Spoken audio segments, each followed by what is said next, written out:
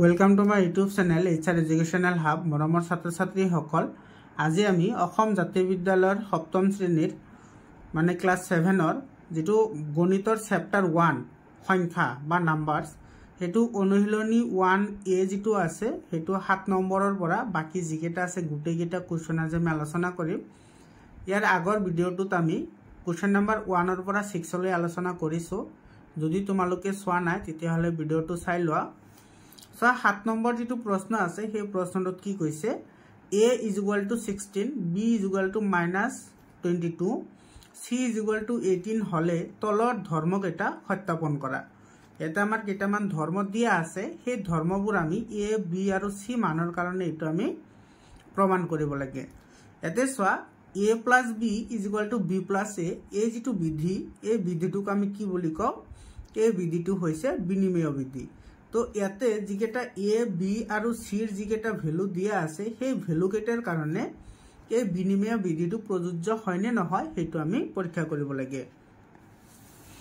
তো যেটো 1 নম্বৰ যেটো আছে সোৱা a + b = b + a। প্ৰথমতে তুমি ইয়াতে কি কৰা, লেফট হ্যান্ড সাইড লোৱা। তো লেফট হ্যান্ড সাইডত কি আছে a + b আছে। এতিয়া সোৱা a ৰ মান কিমান আছে, a ৰ মান আছে 16 আৰু b ৰ মান কিমান আছে -22। তো ইয়াৰ পৰা -22 কৰা। এতিয়া সোৱা ইয়াতে আছে 16, তো প্লাস এ মাইনাস এ কি হ'ব, মাইনাস হ'ব আৰু ইফালে আছে 22। এতিয়া সোৱা ইয়াতে আছে 16 -22, ইয়াতে 22 ডাঙৰ আছে, ইয়াতে আছে তোমাৰ সৰুটো আছে। তো সৰুটোৰ পৰা ডাঙৰটো গলে তাৰ আগত এটা কি দিব লাগে, মাইনাস দিব লাগে আৰু এটো আহিব কিমান -6 আহিব। এতিয়া আমি রাইট হ্যান্ড সাইড লও। তো রাইট হ্যান্ড সাইডত কি আছে b + a আছে। এতে সোৱা b ৰ মান কিমান আছে, b ৰ মান আছে তোমাৰ -22 আৰু প্লাস ইফালে আছে কিমান আছে 18 আছে। বুজি পালা? এতিয়া সোৱা আমি সদায় প্লাসৰ পৰাহে মাইনাস কৰিব লাগে, কাৰণ অ্যাকৰ্ডিং টু বডমাছ ৰুল। এই যেটো বডমাছ ৰুল আছে এই ৰুলটো কি হয় এটো আমি আগৰ ভিডিঅ'টোত আলোচনা কৰিছো, তোমালোকে ভিডিঅ'টো চাই লোৱা। তো 18 ৰ পৰা যদি 22 যায় তেতিয়াহলে কিমান থাকে -4 থাকে। বুজি পালা? এতিয়া সোৱা ইয়াতে তোমাৰ লেফট হ্যান্ড সাইডত আমি পাইছিলো -6 আৰু ৰাইট হ্যান্ড সাইডত আমি পালো কিমান -4। তাৰ মানে এটো কিন্তু কি নহয়, শুদ্ধ নহয়। গতিকে আমি ইয়াতে এনেকে লিখিম a + b ≠ b + a। বুজি পালানে? এতিয়া সোৱা যেটো 2 নম্বৰ আছে, 2 নম্বৰটো তোমাৰ কি কৈছে,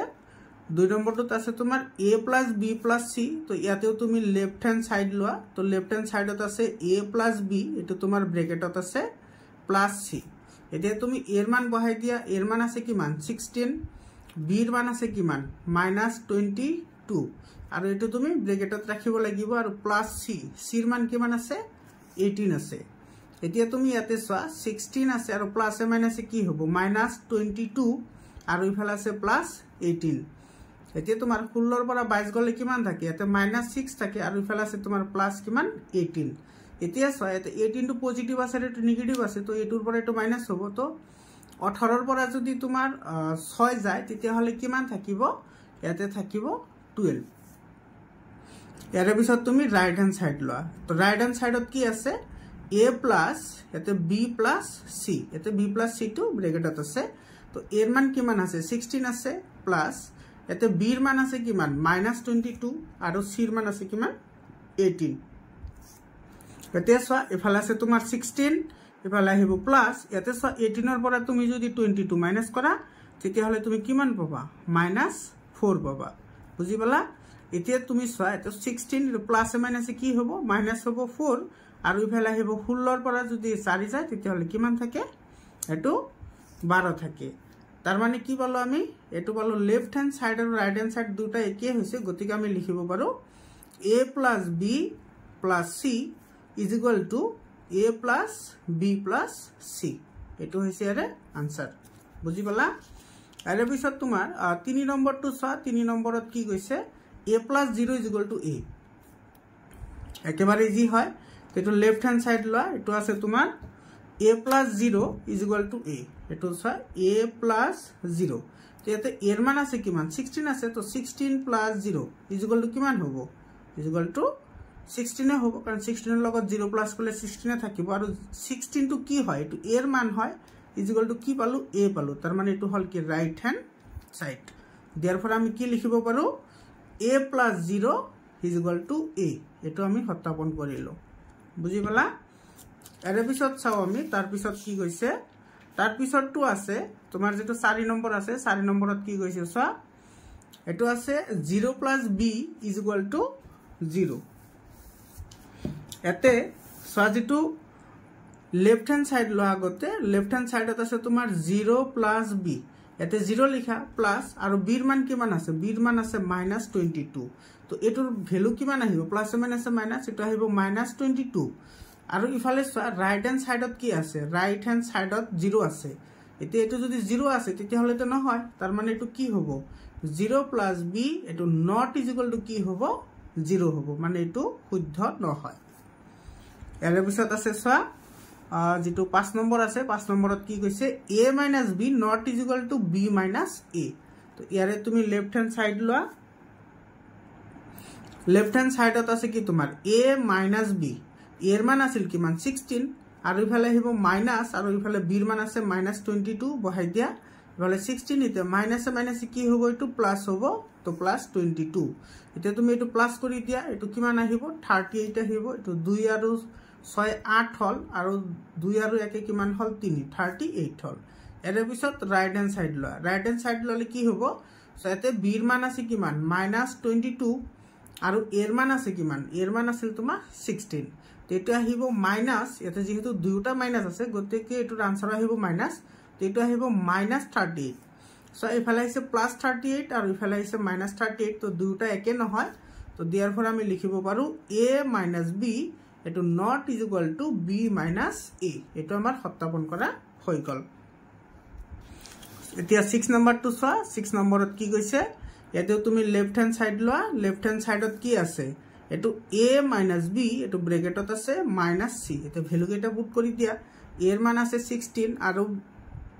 b এৰ মান আছে কিমান -22 এটো বহাই দিয়া আৰু ইফালে আছে -c এতে সোয়া ইফালে আছে তোমার 16 আর মাইনাসে মাইনাসে হবো প্লাস ইফালে হবো 22 আর এটো হল -c এতিয়া এই দুটা প্লাস কৰি দিলে কিমান হ'ব এই দুটা প্লাস করলে 38 হ'ব সরি সির মান কিমান আছিল সির মান আছে 18 তো এতে তুমি 18 বহাই দিয়া এটো মাইনাস কিমান হ'ব 18 হ'ব এতিয়া তুমি 8 এর পৰা 8 গলে থাকে 0 আৰ 2 এৰ পৰা সৰি 3 এৰ পৰা 1 গলে কিমান থাকে 2 থাকে এটো আমি 20 পালো এতিয়া তুমি রাইট হ্যান্ড সাইড লোৱা তো রাইট হ্যান্ড সাইডত আছে তোমার a minus b এটো b minus c এটো ব্র্যাকেটত আছে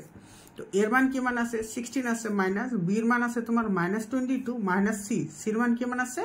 18 আছে এফালে 16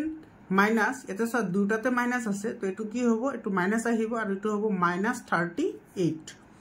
এতে তোমার এটো 16 আর এটো মাইনাসে মাইনাসে কি হৈ যাব প্লাস হৈ যাব এটো আহিব 38 এতে এই দুটা প্লাস করলে কিমান আহিব 814 এর 4 হাতত গল 1 3 একে 4 একে 5 54 হল তার মানে এটো a minus b এটো -c এটো হবো not is equal to a minus b minus c এই দুটা ব্র্যাকেটত আছে তো এটো আমাৰ সত্যাপন কৰা হৈ গল এৰ পিছত চোৱা যেটো 8 নম্বৰ যেটো কোশ্চেন আছে সেই কোশ্চেনটোত কি কৈছে 8 নম্বৰ কোশ্চেনত কৈছে তলৰ উক্তিকেটাত কি ধৰ্ম প্ৰয়োগ হৈছে উল্লেখ কৰা এতে কেৱল আমি ধৰ্মৰ নাম লিখিব লাগে কি ধৰ্ম ইউজ হৈছে সোয়া a plus b plus c is equal to a plus b plus c এতে সব প্ৰথমতে a plus b ভিতৰত আছিল তাৰ পিছত হৈছে তোমাৰ b plus c ভিতৰত আহিছে আৰু a টো বাহিৰত আহিছে আৰু ইয়াৰে মাজত কি আছে তোমাৰ যোগ আছে গতিকে এটো হ'ব কি যোগৰ সহযোগ বিধি সো যোগৰ এটা আছে আৰু পূৰণৰ এটা আছে পূৰণৰটো কি হয় এটো হল এনেকুৱা a পূৰণ b পূৰণ c is equal to a পূৰণ b পূৰণ c এটো হৈছে পূৰণৰ সহযোগ আৰু এটো হৈছে যোগৰ সহযোগ তো বিয়োগত তোমাৰ সহযোগ বিধিটো নাখাটে সেই কাৰণে এটো নাই তো এটো হ'ব যোগৰ সহযোগ বিধি যোগৰ সহযোগ বিধি বুজি পালা 2 নম্বৰত কি কৈছে সব -13 + 17 আৰু ইফালে আছে তোমাৰ 17 + -13 ইয়াতে সোয়া 13 ৰ ঠাইত কি আহিছে 17 আহিছে আৰু 17 ৰ ঠাইত এটো -13 আহিছে তাৰ মানে কেৱল কি কৰিছে ইয়াতে স্থানৰ পৰিৱৰ্তন কৰিছে আৰু ইয়াতে মাজত কি আছে প্লাস আছে তো এটো হ'ব তোমাৰ যোগৰ বিনিময় বিধি এটুক তোমাৰ বিনিময় বৃদ্ধি বুলি কয় যেহেতু যোগ আছে গতিকে এটু হ'ব যোগৰ বিনিময় বৃদ্ধি আৰু তোমাৰ পূৰণৰ বিনিময় বৃদ্ধিও আছে তো এটু হৈছে a পূৰণ b = b পূৰণ a এটু হৈছে পূৰণৰ বিনিময় আৰু এটু হৈছে যোগৰ বিনিময় মানে a + b = b + a এটু হৈছে যোগৰ বিনিময় 3 নম্বৰটো চোৱা 3 নম্বৰটোত কি কৈছে 42 + 0 = 42 আৰু এটু তুমি এনেকৈ লিখিব পাৰা 0 + 42 তাৰ মানে 42 লগত যদি 0 প্লাস কৰা হয় তেতিয়া হলে 42 এ পোৱা যায় যেহেতু ইয়াতে 0 প্লাস হৈছে তো এটু কয় তোমাৰ যোগাত্মক অভেদ এটু কি বুলি কোৱা হয় যোগাত্মক অভেদ বুলি কোৱা হয় আৰু পূৰণৰ অভেদও আছে হেতু কয় গুণাত্মক অভেদ যেনেকুৱা তোমাৰ যিকোনো নম্বৰৰ লগত যদি তুমি 1 পূৰণ কৰা তেতিয়া হলে তুমি সেই সংখ্যাটো পোৱা এটু হৈছে তোমাৰ পূৰণৰ অভেদ আৰু এটু হৈছে বা গুণাত্মক অভেদ বুলিও কয় এটু আৰু এটু হৈছে যোগৰ অভেদ বা যোগাত্মক অভেদ ইয়াৰ পিছত চোৱা ইয়াতে কি কৈছে এটা আছে তোমাৰ 92 + -92 = 0 বুজি পালা এতে চোৱা 92 আৰু ইফালে প্লাস মাইনাস কি হ'ব মাইনাস হ'ব তো -92 মানে 92 ৰ পৰা 92 গলে কিমান থাকে 0 থাকে এতিয়া দুটা সংখ্যাৰ যোগফল 0 কেতিয়া হয় মানে a + -b = 0 এটু কেতিয়া হয় যেতিয়া তোমাৰ এটা কাণ্টৰ যোগাত্মক বিপৰীতেৰে যোগ কৰা হয় তো এটু হ'ব কি তোমাৰ যোগাত্মক বিপৰীত হ'ব বুজি পালা যোগাত্মক বিপৰীত অভেদ মানে তোমাৰ ধৰা a এটা সংখ্যা আছে আৰু এই সংখ্যাটোৰ যোগাত্মক অভেদ কি হ'ব এটু হ'ব -a আৰু যদি গুণাত্মক অভেদ লিখিব লাগে তেতিয়া হলে এটু হয় 1/a যেহেতু তোমাৰ এটা 92 আছে আৰু 92 ৰ লগত যদি -92 প্লাস কৰা তেতিয়া হলে 0 পাবা তো এটু হৈছে যোগাত্মক বিপৰীত অভেদ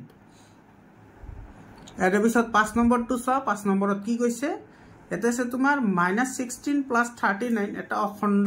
সংখ্যা এটু যদি আমি কৰো তেতিয়া হলে এটা -16 আছে আৰু ইফালে আছে 39 তো এটু তুমি 39 ৰ পৰা 16 মাইনাস কৰা মাইনাস কৰিলে কিমান পাবা তুমি এটা 9 9 ৰ পৰা 6 গলে কিমান থাকে 3 থাকে আৰু এটু তোমাৰ 3 ৰ পৰা 1 গলে 2 থাকে 23 হল এতিয়া ইয়াতে কৈছে অখণ্ড সংখ্যা মানে কি তোমাৰ 0 থাকিব 1 থাকিব 2 থাকিব 3 থাকিব এনেকৈ হিমলৈ যাব আৰু ইফালে থাকিব -1 -2 -3 এনেকুৱা সংখ্যাবোৰ থাকে এনেকুৱা সংখ্যাবোৰক তোমাৰ কি বুলি কয় অখণ্ড সংখ্যা বুলি কয় তাৰ মানে অখণ্ড সংখ্যাত তোমাৰ ঋণাত্মক সংখ্যাও থাকে ধনাত্মক সংখ্যাও থাকে লগতে 0টোও থাকে যেহেতু এটা আমি এটা ধনাত্মক অখণ্ড সংখ্যা পাইছো গতিকে এটু কি হ'ব এটু সত্য হ'ব বুজি পালা এর পিছত চোৱা যেটো 6 নম্বৰ আছে 6 নম্বৰটোত কি কৈছে চোৱা -25 + 17 + -42 = -25 প্লাস ইফালে আছে 17 প্লাস -42 এটু আৰু ইয়াৰে যেটো তোমাৰ 1 নম্বৰটো আছিল হেতু আৰু এটু একে হয় তো এটু কি হ'ব এটু হ'ব তোমাৰ যোগাত্মক বা সৰি এটু হ'ব যোগৰ সহযোগ বৃদ্ধি বুজি পালা এটু হল যোগৰ সহযোগ বৃদ্ধি ইয়াৰ পিছত তোমাৰ 9 নম্বৰ প্ৰশ্নটো চোৱা 9 নম্বৰ প্ৰশ্নটোত কি কৈছে মাইনাস এতে কৈছে তোমাৰ -129 ৰ পৰা -842 আৰু 469 ৰ যোগফলটো বিয়োগ কৰা মানে ইয়াতে কৈছে তোমাৰ -129 ইমানৰ পৰা যোগফল বিয়োগ কৰিবলৈ দিছে তো বিয়োগ কৰিম আৰু কাৰ যোগফল এটু 842 আৰু 469 ৰ যোগফল মানে এটু হ'ব তোমাৰ -842 + 469 বুজি পালা এটু লিখা তুমি -129 মাইনাস এতিয়া লক্ষ্য কৰা ইয়াতে তোমাৰ এটুৰ পৰা এটু মাইনাস কৰিব লাগিব কাৰণ ইয়াতে মাইনাস হৈ আছে এটু যদি তুমি কৰা এটুৰ পৰা এটু মাইনাস কৰা মানে এটুৰ পৰা এটু মাইনাস কৰি যিমান পাবা হিমানৰ আগতে এটা মাইনাস চিন বহাই দিলেই হৈ যাব তো এটু 842 আৰু এটু আছে 469 তো 2 ৰ পৰা তো 9 না যায় তো ইফালে ধাৰ কৰা ইফালে হল 12 তো 12 ৰ পৰা 9 গলে কিমান থাকে 3 ইয়াতে হল 3 3 ৰ পৰা 6 না যায় তো ইফালে 13 আনা 13 ৰ পৰা 6 গলে কিমান থাকে 7 থাকে আৰু ইফালে হল কিমান 7 7 ৰ পৰা 4 গলে 3 থাকে তো এটু হ'ব তোমাৰ -373 বুজি পালা এতিয়া চোৱা এটো এটা হাৰি ইয়াতে লিখি দিও এটো চোৱা এটো আছে তোমাৰ -129 আৰু ইফালো মাইনাস আছে ইফালো মাইনাস আছে তো মাইনাসে মাইনাসে কি হৈ যাব এটো প্লাস হৈ যাব এটো হ'ব 373 এতিয়া তুমি 373 এর পৰা তুমি 129 টু মাইনাস কৰিব লাগে 129 মাইনাস কৰা তো ইফালে আছে 13 13 এৰ পৰা 9 গলে কিমান থাকে 4 থাকে ইফালে ৰল 6 6 এৰ পৰা 2 গলে কিমান থাকে 4 থাকে আৰ ইফালে ৰল 3 3 এৰ পৰা 1 গলে কিমান থাকে 2 থাকে তো এটোৰ आंसर আহিব 244 এটো হল ইয়াৰে आंसर বুজি পালা নিশ্চয় ইয়াৰে পিছত চাও আমি 10 নম্বৰটোত কি কৈছে 10 নম্বৰ যেটো প্ৰশ্ন আছে হেতু আৰু 9 নম্বৰ যেটো প্ৰশ্ন আছে সেই দুটা প্ৰশ্ন একে হয় সিমিলাৰ মেথডত যাব দুইটা প্ৰশ্ন এটা আছে 49 আৰু -16 এৰ যোগফলৰ পৰা -152 বিয়োগ কৰা মানে এটো তোমাৰ 49 আছে আৰু ইফালে আছে যোগফলৰ কথা কৈছে তো এটো যোগ কৰা এটো -60 কি হ'ব 7 হ'ব আৰু এটোৰ পৰা আমি কি কৰিব লাগে এটো -152 টু বিয়োগ কৰিব লাগে মানে বিয়োগ -152 এটো কিন্তু ভুল নকৰিবা এতে লক্ষ্য কৰিবা এতিয়া সা ইফালে আছে তোমাৰ 49 তো প্লাস মাইনাসে কি হ'ব মাইনাস হ'ব আৰু ইফালে হ'ব 67 আৰু ইয়াতে সোয়া দুটা মাইনাস আছে নে মাইনাসে মাইনাসে কি হৈ যাব এটো প্লাস হৈ যাব এটো হ'ব 152 এতিয়া 49 এর পৰা 67 তো এটো বিয়োগ কৰা এটো 67 আৰু ইফালে আছে 49 মাইনাস কৰা ইফালে তোমাৰ 17 17 এৰ পৰা যদি ন যায় কিমান থাকে 8 থাকে ইফালে ৰল 5 5 এৰ পৰা 4 গলে 1 থাকে তো আগতে এটা মাইনাস আহিব এটো হ'ব -18 আর ইফালে আহিব +152 এতে 152 এর পজিটিভ আর এটো হইছে নেগেটিভ তো এটোর পরে এটো মাইনাস হবে তো এটো লিখা তুমি 152 আর এটো আহিব 18 টু মাইনাস করা তো এটো ফলে 12 এর পরে 8 গলে কিমান থাকে 4 থাকে আর ইফালে রল কিমান 4 4 এর পরে যদি 1 যায় 2 থাকে আর ইফালে রল 1 তো এটোর आंसर আহিব 124 বুঝি পালা এতিয়া সা 12 নম্বৰটো কি কৈছে দুটা সংখ্যাৰ যোগফল 236 ইয়াৰে এটা হৈছে -145 তেতিয়া হলে আনটো কিমান হ'ব একেবাৰে ইজি হয় আৰু এনেকুৱা ধৰণৰ অংক তোমালোকে ভালদৰে প্ৰেক্টিস কৰিবা কাৰণ এবোৰ তোমালোকৰ আপাৰ ক্লাছতো লাগিব তো প্ৰথমতে ধৰি লোৱা এতে আনটো সংখ্যা x আনটো সংখ্যা কি বুলি ধৰা x বুলি ধৰা তো আনটো সংখ্যা x বুলি ধৰিলো এতিয়া দুটা সংখ্যাৰ যোগফল এতে দিয়া আছে তোমাৰ কিমান 236 আৰু এটা দিয়া আছে ইমান therefore এটো কি হ'ব x প্লাস আৰু এটো আছে তোমাৰ এফালে হ'ব -145 আৰু এই দুটা প্লাস কৰিলে আমি কিমান পাইছো 236 পাইছো এতিয়া সয় এতে কিমান আহে এটো তোমাৰ x এটো প্লাস এ মাইনাসে কি হ'ব মাইনাস এটো হ'ব 145 এটো হ'ব 236 এতিয়া তুমি ইফালে x টো ৰাখি দে এটো মাইনাস আছে এটো তুমি হুফালে পক্ষান্তৰ কৰা হুফালে পক্ষান্তৰ কৰিলে এটো হ'ব 236 এটো ইফালে গলে প্লাস হৈ যাব এটো হ'ব 145 এতিয়া তুমি এই দুটা প্লাস কৰি দিয়া তো 5 6 11 11 এর 1 হাতত গল কিমান 1 আর ইফালে হল তোমার 3 3 4 7 7 আর 1 কিমান হল 8 হল আর 2 আগে কিমান হল 3 মানে এটোর आंसर হল 381 বুঝি পালা এর পিছত সোয়া আর 13 নম্বৰ প্ৰশ্নটো কি কৈছে 13 নম্বৰ প্ৰশ্নটো একে হয় হেতুৰ নিচিনাই 13 নম্বৰত কি কৈছে এটা সংখ্যা 9 এৰ পৰা -27 বিয়োগ কৰিলে বিয়োগফলটো -11 হয় এৰ মান কিমান সৰি এটো 9 নহয় এটো a হয় এটা সংখ্যা এৰ পৰা -27 বিয়োগ কৰিলে এটো বিয়োগফল হয় কিমান -11 তো এৰ মান নিৰ্ণয় কৰা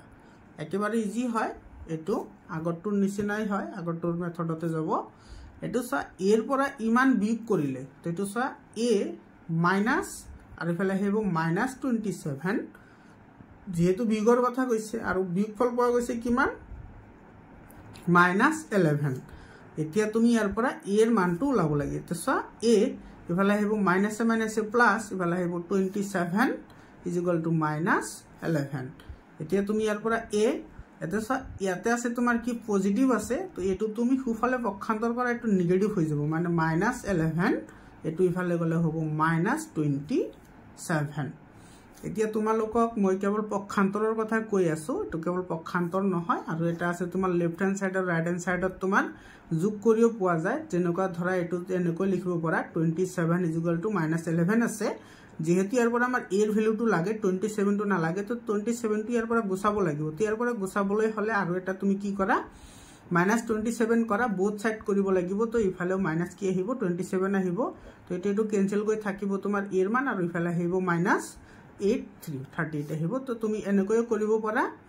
আৰু এনেকৈ কৰিব পাৰা তো এতে a = কিমান আহিব এটো তো যেহেতু দুটা মাইনাস আছে গতিকে এটা মাইনাস দিয়া আৰু এই দুটা যোগ কৰি দিয়া তো 1 আৰু 7 কিমান হ'ব 8 হ'ব আৰু তোমাৰ 1 আৰু 2 কিমান হ'ব 3 হ'ব তো এর ভ্যালু আমি কিমান পালো -38 এটো হল এর आंसर এর পিছত তুমি 14 নম্বৰ প্ৰশ্নটো চোৱা 14 নম্বৰ প্ৰশ্নটো কি কৈছে তলৰ উক্তিবোৰ সত্য নে অসত্য লিখা আটাইতকৈ সৰু অখণ্ড সংখ্যা 0 এটো তো একেবাৰে মিছা কথা কাৰণ যেটো তোমাৰ অখণ্ড সংখ্যা আছে তোমাৰ তো মাজত কি থাকে 0 থাকে ইফালে 1 থাকে ইফালে 2 থাকে ইফালে 3 থাকে ইফালে 4 থাকে আৰু এনেকৈ অখিমুলৈ যাব ইয়াতে যেটো এৰো দিয়া হয় এৰৰ মানে হৈছে এটো আৰু আছে আৰু 0 ৰ বাওফালে থাকে -1 -2 -3 এটা সব শূন্যৰ পৰা তুমি যিমানে হুফালে যাবা হিমানে ডাঙৰ হয় আৰু শূন্যৰ পৰা যিমানে তুমি বাওফালে আহিবা হিমানে সৰু হয় তো 0 ৰ তুমি বাওফালে আহিলেই সৰু হৈ যাব মানে -1 টো তোমাৰ 0 তকৈ সৰু গতিকে তোমাৰ ইয়াতে আৰু এৰো আছে তাৰ মানে সৰু অখণ্ড সংখ্যা কিমান হ'ব হেতু আমি নাজানো তো এটো আমাৰ কি হ'ব এই বাক্যটো হ'ব অসত্য আটাইতকৈ সৰু অখণ্ড সংখ্যাটো নাজানো আৰু আটাইতকৈ ডাঙৰ অখণ্ড সংখ্যাটো আমি নাজানো বি নম্বৰত কি কৈছে স্যাৰ দুটা ঋণাত্মক সংখ্যাৰ যোগফলটো এটা ঋণাত্মক সংখ্যা এটো কি হ'ব সঁচা হ'ব ধৰি লয় এটা আছে -5 আৰু এটা আছে তোমাৰ -6 এতিয়া এই দুটা তুমি প্লাস কৰি দিয়া তো এটো হ'ব তোমাৰ -5 প্লাস -6 মানে এটো হ'ব তোমাৰ -5 আৰু প্লাস আছে -6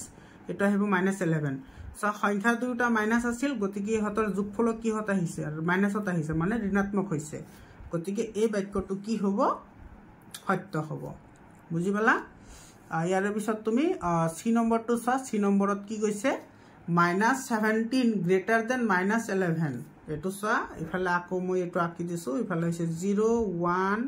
ইফালে 2 ইফালে 3 এটো অখিমলৈ যাব ইফালে আছে -1 ইফালে আছে -2 আৰু ইফালে থাকিব -3 এনেকৈ অখিমলৈ আহিব সো 0 তুমি যিমানে তুমি বাওফালে যাবা হিমানে সংখ্যাবোৰ সৰু হয় মানে সংখ্যাটো যিমান ডাঙৰ হয় ঋণাত্মক সংখ্যা যিমান ডাঙৰ হিমান সৰু আৰু তুমি পজিটিভবোৰৰ যিমান হুফালে যাবা হিফালে সংখ্যাৰ মান বাঢ়িব আৰু সংখ্যাটো ডাঙৰ হ'ব কিন্তু ইয়াতে সব -11 আছে আৰু ইফালে আছে -17 তো ডাঙৰ কোনটো 17 টো ডাঙৰ সেই কাৰণে -17 টো কি হ'ব সৰু হ'ব কিন্তু ইয়াতে তোমাৰ ডাঙৰ বুলি দি আছে গতিকে এটো কি হ'ব অসত্য হ'ব এই কথাখিনি তোমালোকে মনত ৰাখিবা ইয়াৰ পিছত তোমাৰ ডি নম্বৰটো কি কৈছে চা ডি নম্বৰটো কৈছে 1 গ্ৰেটাৰ দেন -20 তো তো সঁচা হয় কাৰণ তোমাৰ -20 টো 0 ৰ বাওফালে আছে 0 ৰ বাওফালে থাকিলে 0 তকৈ সৰু আৰু যদি 0 তোমাৰ হুফালে থাকে তো পজিটিভ আহিব পজিটিভ আহিলে 0 ৰ কোনফালে আছে হুফালে আছে গতিকে এটো কি হ'ব এটো সত্য হ'ব ইয়াৰ পিছত ই নম্বৰ আৰু আজিৰ কাৰণে একেবাৰে শেষৰ প্ৰশ্ন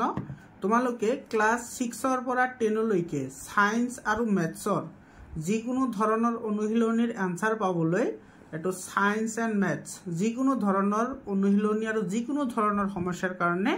আমাৰ চেনেল HR এডুকেশনাল হাবটো কি কৰা সাবস্ক্ৰাইব কৰা ই নম্বৰটো কি কৈছে চোৱা অখণ্ড সংখ্যাবোৰে বিয়োগ প্ৰক্ৰিয়া সাপেক্ষে ক্ৰম বিনিময় বিধি মানি চলে এতে কৈছে অখণ্ড সংখ্যা মানে তোমাৰ হেতু পজিটিভ হ'ব পাৰে নেগেটিভ হ'ব পাৰে আৰু বিয়োগ প্ৰক্ৰিয়া সাপেক্ষে ক্ৰম বিনিময় মানে এটো a + b = b + a এটো আছিল ক্ৰম বিনিময়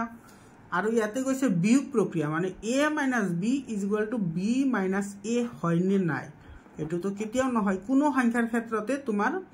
বিয়োগৰ ক্ষেত্ৰত ক্ৰম বিনিময় বিধিটো মানি নচলে বুজি পালা উদাহৰণ হিচাপে ধৰিলা তোমাৰ এটা সংখ্যা আছে 3 আৰু এটা সংখ্যা আছে 2 এতে সব দুটা সংখ্যা কি হয় অখণ্ড সংখ্যা হয় মানে ধনাত্মক অখণ্ড সংখ্যা এতিয়া তুমি এটো বিয়োগ কৰা 3 - 2 = কিমান আহিব 1 আহিব এতিয়া এটো ক্ৰমৰ বিনিময় কৰা কোন ক্ৰমৰ বিনিময় মানে 2 - 3 কৰা তেতিয়ালে এটো কিমান আহিব -1 আহিব এটো সব -1 আহিছে আৰু ইফালে আছে 1 তাৰ মানে এটো বিয়োগ প্ৰক্ৰিয়াটো মানি নচলে যেটো ক্ৰম বিনিময় বিধি আছে তেটো ইয়াতে কৈছে কিন্তু চলে বুলি তাৰ মানে এটো কি হ'ব অসত্য হ'ব। বুজি পালা মৰমৰ ছাত্ৰ ছাত্ৰীসকল, আজিৰ কাৰণে এইখিনিয়ে। আকৌ লগ পাম বেলেগ এটা ভিডিঅ'লৈ। ধন্যবাদ।